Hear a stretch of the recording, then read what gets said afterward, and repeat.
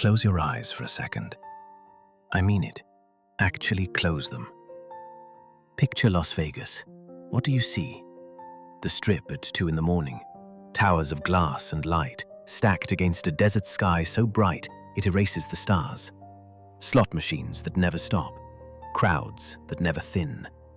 A city that seems to have been born fully formed, already running at maximum volume, already knowing exactly what it was going to be. Now open your eyes, because everything you just pictured is wrong. Or rather, it came from somewhere.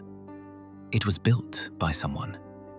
It started as something so modest, so quiet, so genuinely uncertain about its own future that if you drove through it in 1940 and someone told you what it would become within 20 years, you would have assumed they were either lying or delusional. Here is what I need you to hold for the entire length of this video. Las Vegas is the most purely American story of the 20th century.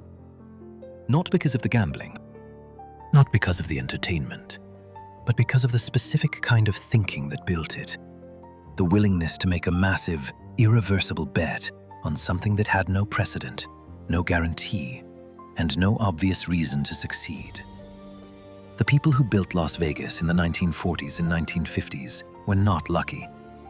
They were operating on a theory about human psychology and American desire that most people thought was insane. And they turned out to be right on a scale that nobody, including them, fully anticipated.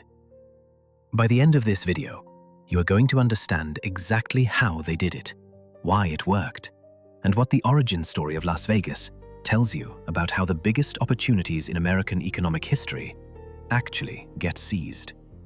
Because it was not by the people who waited for certainty. It was by the people who drove into the desert on a highway to nowhere and decided to build something anyway. Let's go back, all the way back to what Las Vegas actually was before the legend arrived. In 1940, Las Vegas is a railroad town of approximately 8,400 people in the middle of the Mojave Desert, and describing it as a small town undersells how small it actually feels when you try to picture it with 21st century eyes. The downtown, Fremont Street, the commercial center, the closest thing the city has to an identity, is a compact cluster of low buildings facing a street that is part pavement and part desert dust, depending on where exactly you are standing and what the wind is doing. There are hotels, there are casinos, there are bars, there are diners. There are exactly the amenities you would expect in a town built around a railroad junction and a county seat in 1940 Nevada, which is to say, the necessary ones, and not many more. The Nevada desert in summer runs to 115 degrees Fahrenheit on ordinary afternoons. There is no air conditioning in the modern sense. Window units and swamp coolers do partial work in the worst heat. Water is not abundant. The Colorado River is the regional water source, managed under an interstate compact that Nevada negotiated from a weak position. And the allocation that southern Nevada received reflects how little anyone in 1928 imagined this particular corner of the desert needing very much of it. The landscape is arresting in the way that extreme, austere places are always arresting. The light, the scale, the geological drama of the surrounding mountains. But it is not comfortable. It is not hospitable. It requires effort just to be in. And yet, Nevada had made gambling legal in 1931, in the depths of the Depression, as a revenue strategy for a state with almost nothing else to tax. The decision was pragmatic rather than visionary. Nevada needed money. Nevada had almost no industry. Nevada had this particular instrument available. The casinos that operated in Las Vegas in the 1930s were real businesses, generating real revenue. But they were operating in a market defined by proximity rather than destination. People gambled in Las Vegas because they were already in or near Las Vegas, not because Las Vegas was a place they traveled to specifically for the purpose. The distinction matters enormously, and understanding it is the key to understanding what changes in the 1940s. Because in the 1940s, for reasons that have almost nothing to do with gambling, Las Vegas becomes a place people travel through in very large numbers for the first time. And the people who understand what that means build the city that exists today. The trigger is the federal government. In late 1941, the Army Air Corps dedicates an airfield at the edge of Las Vegas that will eventually become Nellis Air Force Base. Gunnery training begins in 1942, and the scale of what follows is staggering. Air Force historical records credit the Las Vegas Army Gunnery School with training approximately 55,000 aerial gunners, the men who operated the defensive machine gun positions on B-17 Flying Fortresses and other heavy bombers over the course of the war. 55,000 young men cycling through southern Nevada, completing training, getting a few days of leave before deployment. Las Vegas is the nearest town with entertainment. Las Vegas is where they go. Think about what this means in practical terms. These are men in their late teens and early 20s, mostly from small towns and mid-sized cities across America, who have never been west of the Mississippi and may never have seen a desert before. They have survived a grueling training program. They are about to ship out to a combat theater where the survival odds for heavy bomber crews are not encouraging.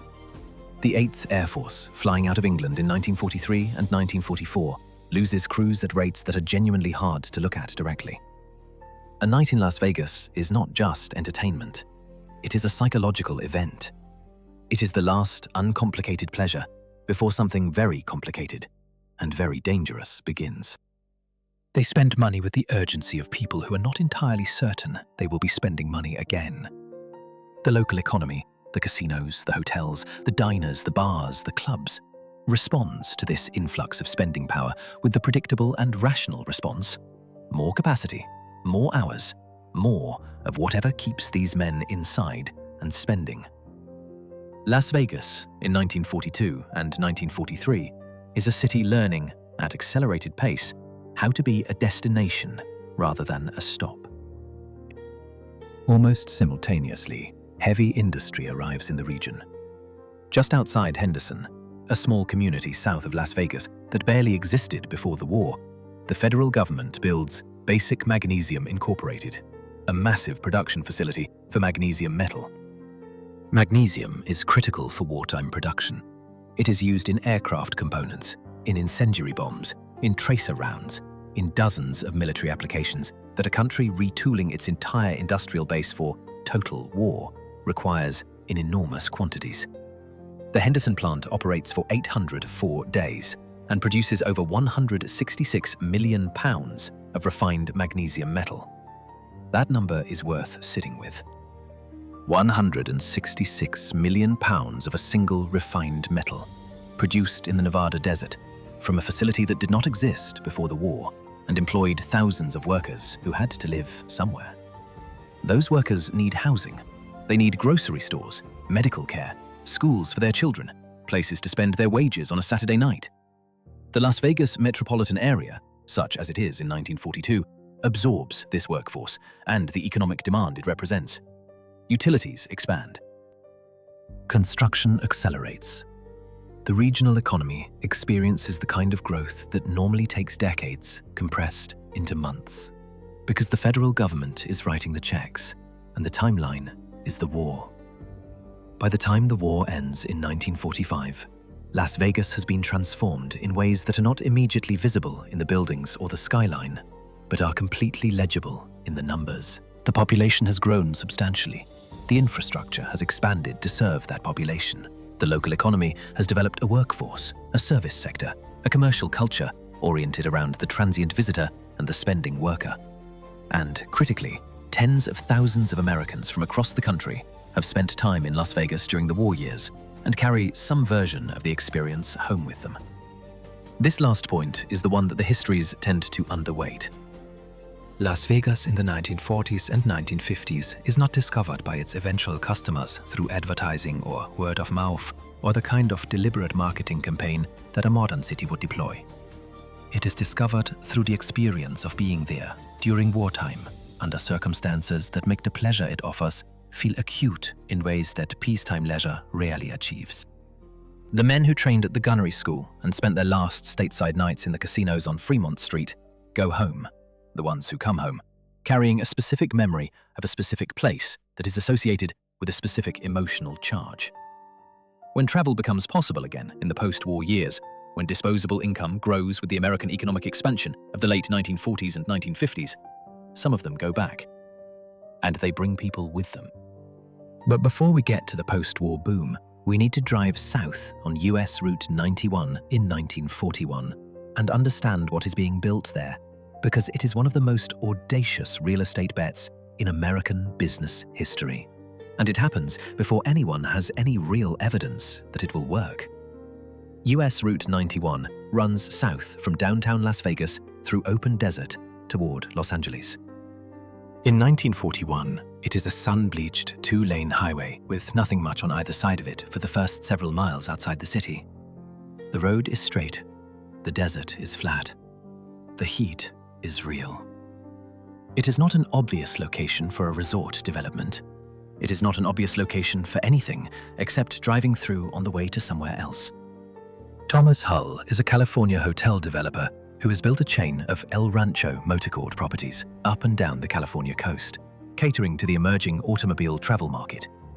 Hull understands something about how Americans in the 1940s are beginning to move through the landscape that most people in the hospitality industry have not yet fully absorbed. The car is not just a mode of transportation. It is a new kind of freedom, and that freedom requires a new kind of accommodation. Something designed for the person who has been driving for hours, who wants to pull in, park next to their room, eat a meal, maybe gamble a little, sleep in a real bed, and get back on the road in the morning. The classic downtown hotel, with its valet and its lobby and its formal check-in process, is not what the road tripper needs. What they need is the motor court, and Hull has been building them successfully for years. Hull looks at the land available on Route 91, south of Las Vegas, available because nobody else has decided to build there yet, which means it is cheap, and he makes a calculation. The highway carries traffic between Salt Lake City and Los Angeles. Las Vegas is the only town of any size along that route in Nevada. Travelers need places to stop. Nevada allows gambling. If you build a resort that is designed for the automobile traveler, parking right outside the rooms, a casino in the main building, a pool, a restaurant, Western-themed decor that says you are somewhere specific and interesting rather than just a generic roadside stop, you capture spending that is currently passing through without stopping.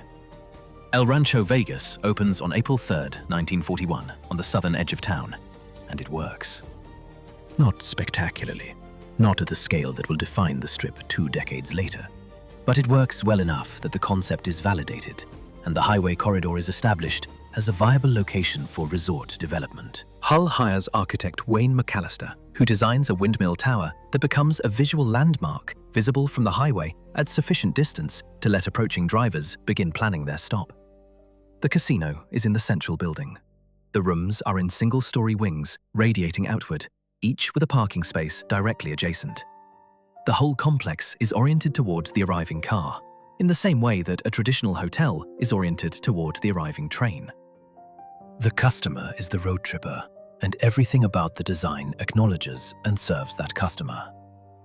By 1955, the economics of the Strip are generating enough cash flow that the properties are beginning to attract capital from sources beyond the organized crime networks that funded the early development. Union pension funds, most notably the Teamsters Central States Pension Fund, which over the following 2 decades makes loans to virtually every significant Las Vegas casino development, become a major source of construction financing. The Teamsters' relationship with Las Vegas, and specifically with the figures who manage the relationship between the fund and the casino borrowers, is one of the more extensively documented examples of institutional capital being directed by individuals whose interests are not identical to the institution's interests. But from the perspective of the Strip's development, the effect is straightforward. Large-scale construction financing becomes available for projects whose risk profile would not qualify them for conventional bank lending, and the Strip builds faster and larger than it could have built otherwise. The nuclear testing and the entertainment expansion and the construction boom and the organized crime investigations and the Rat Pack and the neon and the buffets and the airport growth are all happening simultaneously through the middle years of the decade, and the simultaneity is the point. Las Vegas in the 1950s is not a single story. It is half a dozen stories running in parallel, each one feeding the others in ways that produce outcomes none of them would have produced independently. The military infrastructure brings workers. The workers create a local economy. The local economy attracts developers. The developers build entertainment. The entertainment attracts celebrities. The celebrities attract tourists. The tourists fund expansion. The expansion requires financing. The financing brings in capital connected to organized crime. The organized crime connections attract federal scrutiny.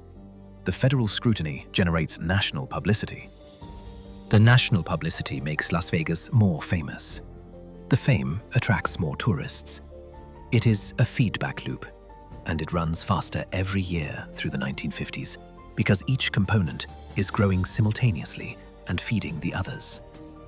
The Welcome to Fabulous Las Vegas sign goes up in 1959, designed by Betty Willis, and placed just south of the city limits, because the resort corridor has by this point developed an identity that exists independently of the city that gave it its name. The sign is not at the entrance to Las Vegas. It is at the entrance to something that Las Vegas produced, but that has outgrown the municipal category. A destination, a phenomenon, an idea about what American leisure can be when the people building it are willing to make bets that conventional wisdom says are too large, in locations that conventional wisdom says are wrong, for customers whose desires conventional wisdom says are too base or too frivolous to build a serious business around. By 1959, the city's permanent population is approximately 60,000 people. In less than 20 years, a town of 8,400 has become a metropolitan area approaching 100,000 when the surrounding communities are included.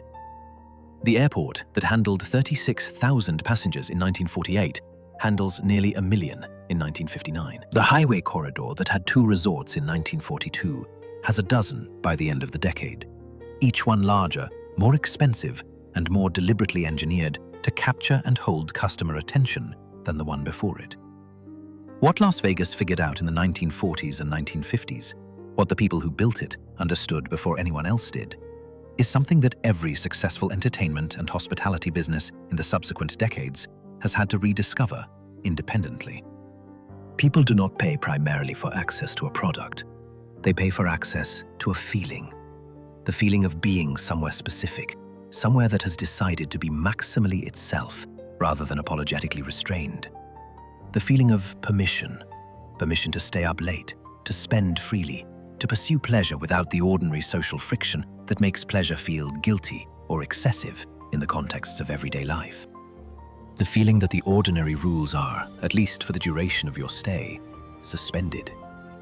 Las Vegas in the 1940s and 1950s is not selling gambling. It is not selling entertainment.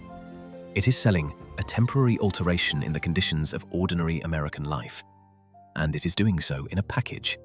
The desert setting, the neon, the celebrity entertainment, the free food, the round-the-clock availability of everything that makes the alteration feel total. You are not just in a casino. You are in Las Vegas, which is a different thing, which is a place with its own rules and its own atmosphere and its own specific gravity that pulls you toward behaviors you would not exhibit at home. The people who built it did not have a theory about this in the articulate form that a business school case study would require. They had instincts, refined through trial and error across a decade and a half of building in a desert on a highway to nowhere. Thomas Hull had an instinct about road trippers. Billy Wilkerson had an instinct about California sophistication. Bugsy Siegel had an instinct about what luxury could mean in a context where luxury was unexpected. Mo Dalitz had an instinct about service and retention. Frank Sinatra had an instinct about what his presence communicated about a place. The Las Vegas Chamber of Commerce had an instinct about how to turn a nuclear weapons test into a tourism event. None of these instincts were guaranteed. Every single one of them could have been wrong. The road trippers could have kept driving. The California market could have found easier ways to access entertainment. The Flamingo could have failed permanently rather than temporarily. The atomic viewing parties could have generated backlash rather than bookings. At every step, the people building Las Vegas were making bets without certainty, in a desert without water, on a highway that went nowhere in particular, with money from sources that the United States Senate was actively investigating. They were right, anyway. And the city they built on the basis of being right, the city that now hosts 40 million visitors a year, that generates more revenue per square mile than almost any real estate on Earth, that defines in the global imagination what American excess and American ambition and American willingness to bet everything on an idea look like. That city started as a railroad junction of 8,400 people in a desert where the taps ran dry in 1949, and the mushroom clouds were visible from the casino floor.